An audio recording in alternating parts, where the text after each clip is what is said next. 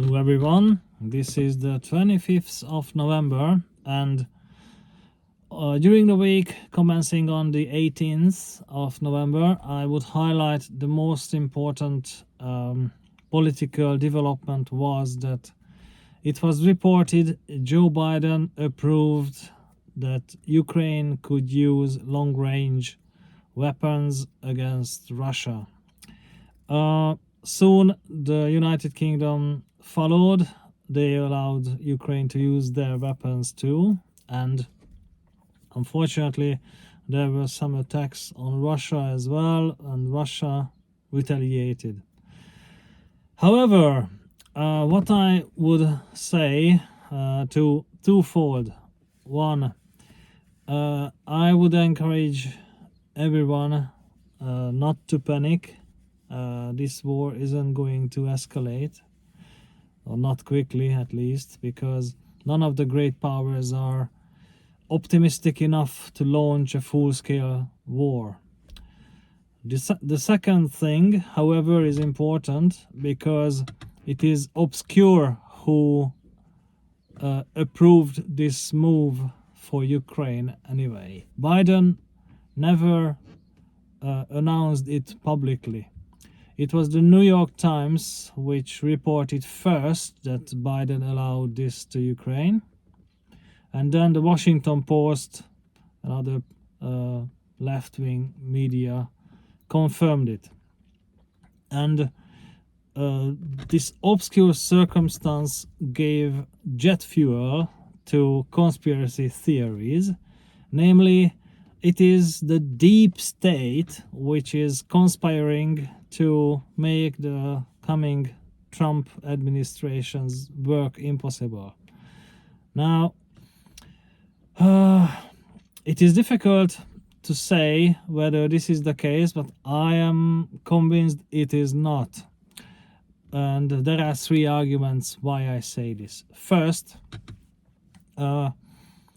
accusing our political opponents of plotting and conspiring is a typical right-wing conservative political method.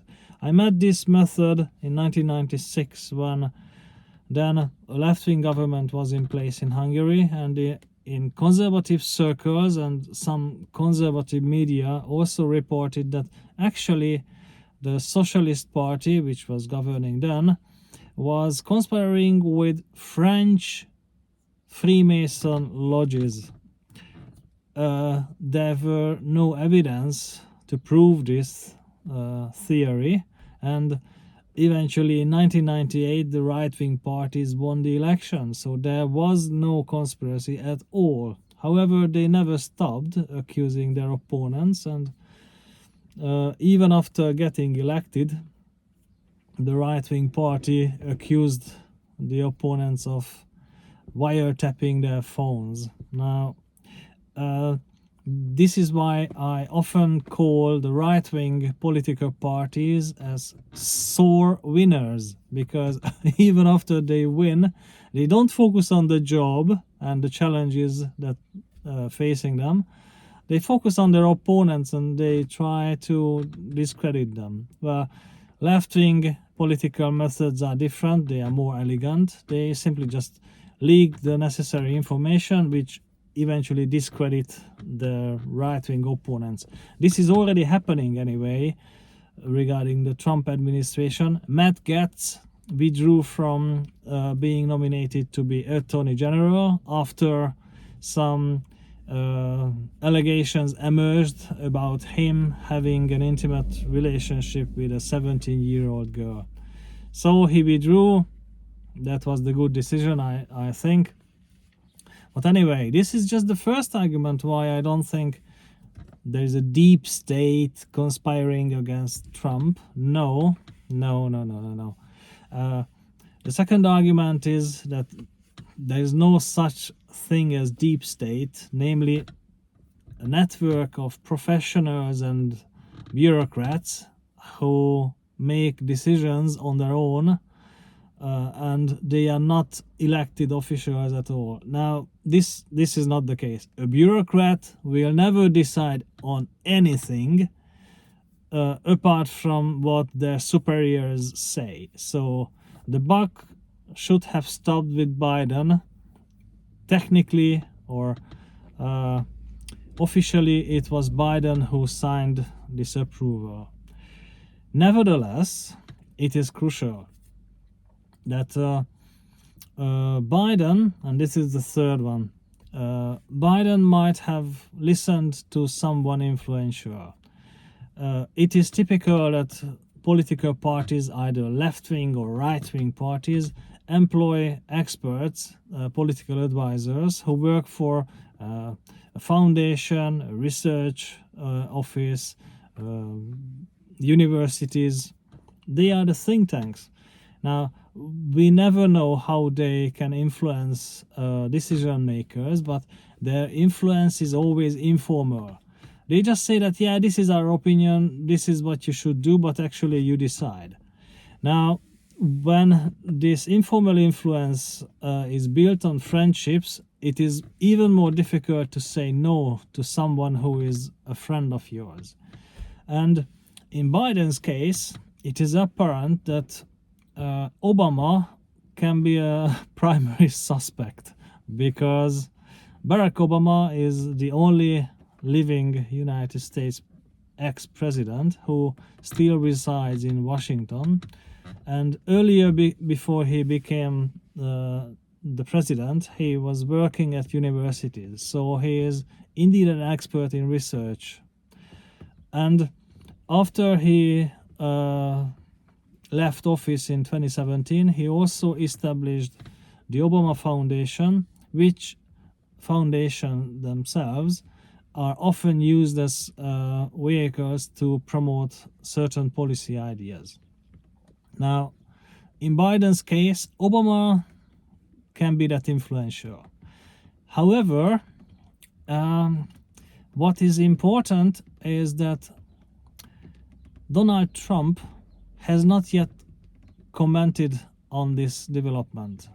It's surprising. So, this made me think maybe someone who is acceptable for both left-wing and right-wing think tanks might be the person who convinced Biden. And this person might also have the ears of Donald Trump.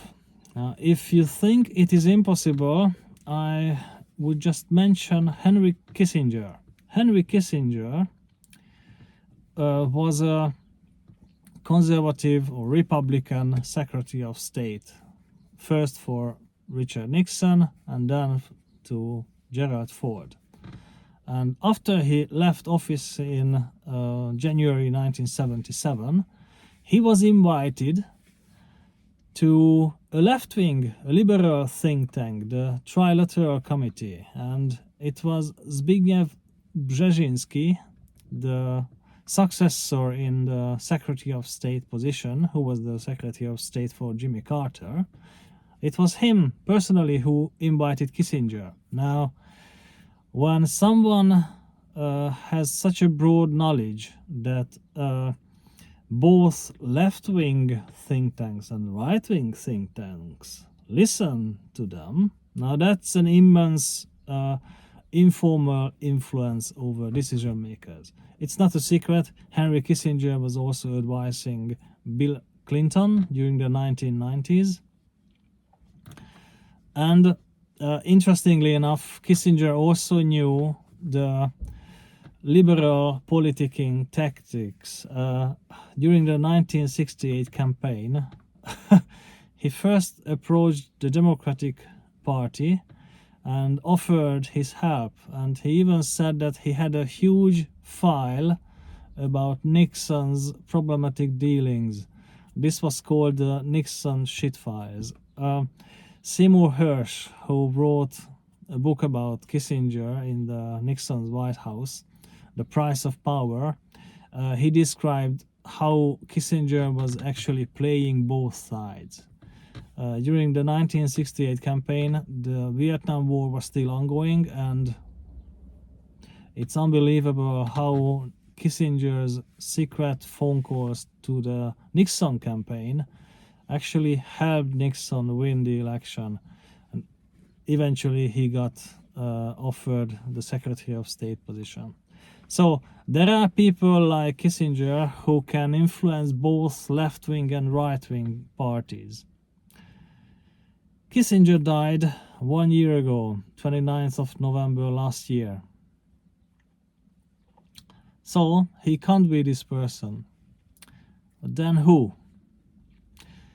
Hopefully Trump will break his silence soon and we will get to know more.